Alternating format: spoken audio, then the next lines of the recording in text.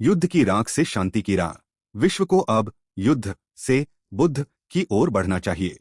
भूमिका। मानव सभ्यता का इतिहास जितना ज्ञान, विज्ञान और विकास की उपलब्धियों से भरा है, उतना ही युद्ध, हिंसा और विनाश की त्रासदियों से भी अंकित है। तलवार से लेकर परमाणु बम तक मनुष्य ने विनाश के साधनों को लगातार अधिक शक्तिशाली बनाया है। आज विज्ञान और तकनीक ने मानव जीवन को अभूतपूर्व सुविधाएं दी हैं, लेकिन दूसरी ओर युद्ध की एक छोटी सी चिंगारी भी पूरी मानव सभ्यता के लिए विनाशकारी सिद्ध हो सकती है। रूस यूक्रेन युद्ध, पश्चिम एशिया में संघर्ष, अफ्रीका के विभिन्न हिस्सों में हिंसा तथा बढ़ती भूराजनीतिक प्रतिस्पर्धा इस संकट की गंभीरता को स्पष्ट करते हैं। ऐसे समय में यह विचार अत्यंत प्रासंगिक हो जाता है कि विश्व को अब युद्ध से बुद्ध की ओर बढ़ना चाहिए।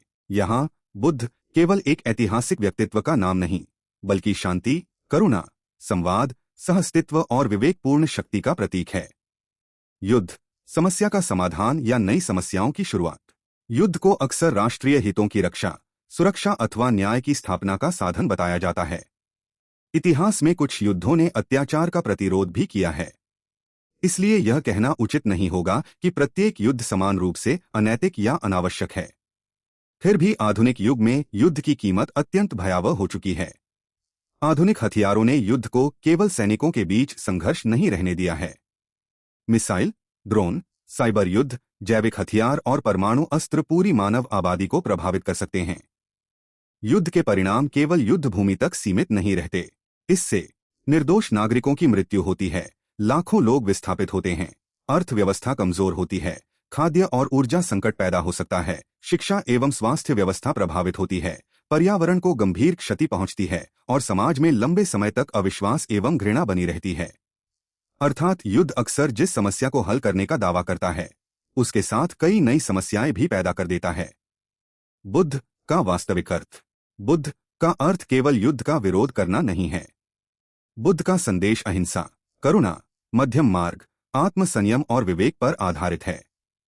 गौतम बुद्ध ने मनुष्य को यह समझने का मार्ग दिखाया कि हिंसा का मूल अक्सर लोभ, द्वेष और मोह में निहित होता है। व्यक्तिगत जीवन की तरह अंतर्राष्ट्रीय संबंधों में भी जब राष्ट्र केवल शक्ति, संसाधनों और प्रभुत्व की प्रतिस्पर्धा में उलझ जाते हैं, तब संघर्ष की संभावना बढ़ती है। इसलिए बुद्ध की ओर बढ़ना का अर्थ है प्रतिशोध के स्थान पर संवाद, घृणा के स्थान पर करुणा, वर्चस्व के स्थान पर सहअस्तित्व और हिंसा के स्थान पर विवेकपूर्ण समाधान। यह कमजोरी नहीं, बल्कि सभ्य शक्ति का उच्चतम रूप है। क्या शांति का अर्थ कमजोरी है? यह एक महत्वपूर्ण प्रश्न है।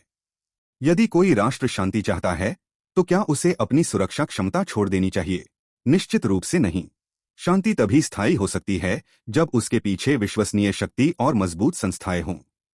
भारत की विदेश नीति में भी लंबे समय से यह दृष्टिकोण दिखाई देता है कि राष्ट्रीय सुरक्षा और शांति एक दूसरे के विरोधी नहीं हैं। इसलिए युद्ध से बुद्ध की यात्रा का अर्थ यह नहीं कि राष्ट्र अपनी रक्षा क्षमता समाप्त कर दें। इसका अर्थ है कि शक्ति का अंतिम उद्देश्य युद्ध नहीं, युद्ध को रोकना होना चाहिए। एक सक्षम राष्ट्र के पास अपनी सीमाओं की रक्षा करने की क्षमता होनी चाहिए, लेकिन साथ ही वह संवाद, कूटनीति और अंतर्राष्ट्रीय सहयोग को प्राथमिकता दे। परमाणु युग में बुद्ध की आवश्यकता। आज दुनिया के सामने सबसे बड़ा प्रश्न केवल यह नहीं है कि कौन सा देश सैन्य रूप से अधिक शक्तिशाली है। प्रश्न यह है कि क्या मानवता अपनी शक्ति का जिम्मेदारी से उपयोग कर पाएगी। परमाणु हथियारों ने युद्ध को ऐसी स्थिति तक पहुंचा दिया है जहां कोई भी गंभीर गलत अनुमान करोड़ों लोगों के जीवन को प्रभावित कर सकता है। परमाणु प्रतिरोध ने बड़े युद्धों को रोकने में भूमिका निभाई है, लेकिन इसका अर्थ यह नहीं कि परमाणु हथियारों की बढ़ती संख्या सुरक्षित भविष्य की गारंटी है। इसके लिए आवश्यक है हथियार नियंत्रण, परमाणु जोखिम में कमी, विश्वास निर्माण, सैन्य संवाद, संकट प्रबंधन और अंतर्राष्ट्रीय संस्थाओं को मजबूत करना।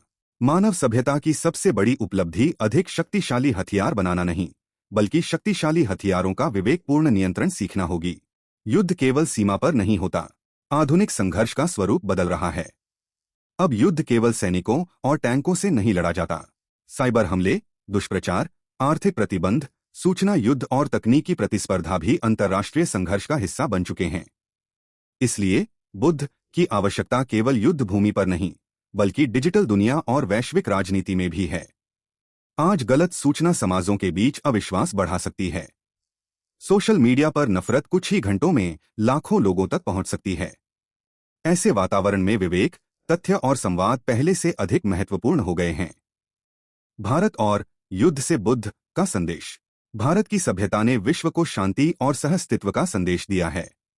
वसुधैव कुटुंबकम की भावना संपूर्ण मानवता को एक परिवार के रूप में देखने की प्रेरणा देती है। भगवान बुद्ध का संदेश भारत से एशिया के अनेक देशों तक पहुंचा और आज भी विश्व के करोड़ों लोगों को प्रभावित करता है। आधुनिक भारत ने भी अनेक अवसरों पर संवाद, बहुपक्षीय सहयोग और शांतिपूर्ण समाधान पर बल दिया है। भारत की भूमिका इसलिए महत्वपूर्ण है क्योंकि वह एक ओर अपनी राष्ट्रीय सुरक्षा को गंभीरता से लेता है और दूसरी ओर वैश्विक शांति, विकास और सहयोग की आवश्यकता को भी स्वीकार करता है। भारत निम्न क्षेत्रों में महत्वपूर्ण योगदान दे सकता है। संवाद और कूटनीति को बढ़ावा देना, बहुपक्षीय संस्थाओं को मजबूत करना, ग्लोबल साउथ की आवाज को प्रभावी बनाना, आतंकवाद के विरुद्ध वैश्विक सहयोग बढ़ाना, जलवायु परिवर्तन और खाद्य सुरक्षा जैसे साझा संकटों पर सहयोग करना, बौद्ध दर्शन के माध्यम से शांति और करुणा की संस्कृति को बढ़ावा देना, युद्ध के मूल कारणों का समाधान। स्थायी शांति केवल युद्ध रोकने से नहीं आएगी, युद्ध के पीछे मौजूद कारणों को भी समझना होगा। गरीबी, असमानता, संसाधनों पर संघर्ष, धार्मिक एवं जातीय तनाव, राजनीतिक अस्थिरता, कट्टरता और आर्थिक असुरक्षा कई बार संघर्ष को जन्म देते हैं। इसलिए विश्व को केवल कॉन्फ्लिक्ट मैनेजमेंट नहीं, बल्कि कॉन्फ्लिक्ट प्रिवेंशन की दिशा में बढ़ना होगा। इसके लिए शिक्षा, रोजगार, सुशासन, मानवाधिकार, आर्थिक अवसर और न्यायपूर्ण अंतर्राष्ट्रीय व्यवस्था आवश्यक हैं। जहां न्याय कमजोर होता है, वहां असंतोष जन्म लेता है। जहां संवाद समाप्त होता है, वहां संघर्ष की संभावना बढ़ती है। क्या हर परिस्थिति में युद्ध से बचा जा सकता है? व्यावहारिक दृष्टि से ऐसा कहना कठिन है कि भविष्य में दुनिया में कभी युद्ध नहीं होगा।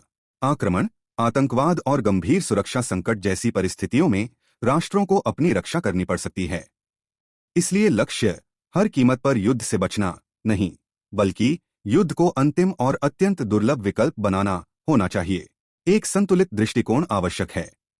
शांति की इच्छा प्लस सुरक्षा की क्षमता प्लस संवाद की प्राथमिकता प्लस न्यायपूर्ण अंतर्राष्ट्रीय व्यवस्था, यही वास्तविक अर्थ में युद्ध से बुद्ध की यात्रा होगी। युवा पीढ़ी की भूमिका। शांति केवल सरकारों की जिम्मेदारी नहीं है, समाज और युवा भी इसमें महत्वपूर्ण भूमिका निभा सकते हैं।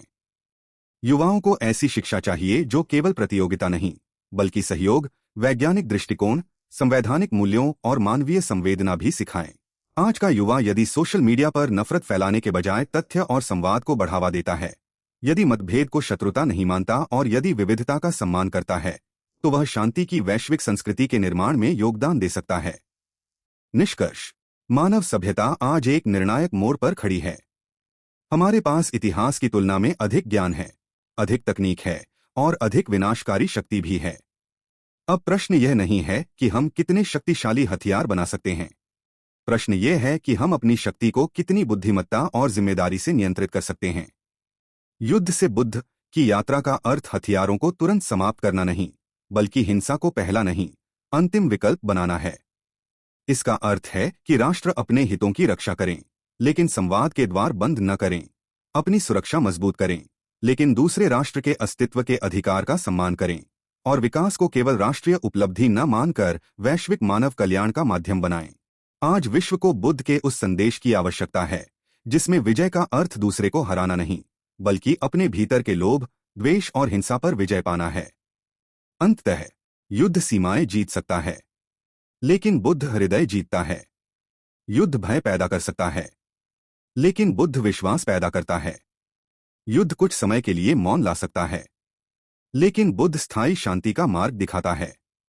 इसलिए 21वीं सदी की सबसे बड़ी आवश्यकता यह होनी चाहिए कि मानवता युद्ध की शक्ति से आगे बढ़कर बुद्ध की बुद्धिमत्ता को अपनाए, क्योंकि विश्व की वास्तविक विजय किसी राष्ट्र की पराजय में नहीं, बल्कि संपूर्ण मानवता की शांति में है। आप अगला वीडियो किस विषय पर चाहते हैं? अपने उत्तर कमेंट में लिखें। अपना कीमती समय निकालकर हमारे साथ जुड़ने के लिए आपका बहुत बहुत धन्यवाद। अगर आप हमारी इस छोटी सी फैमिली का हिस्सा बनना चाहते हैं और हर हफ्ते ऐसी ही उपयोगी वीडियो देखना चाहते हैं, तो कृपया चैनल को सब्सक्राइब जरूर करें। आपका एक सब्सक्राइब हमें आपके लिए और बेहतरीन कंटेंट बनाने की प्रेरणा देता है। मिलते हैं अगले वीडियो में, तब तक अपना ख्याल रखें।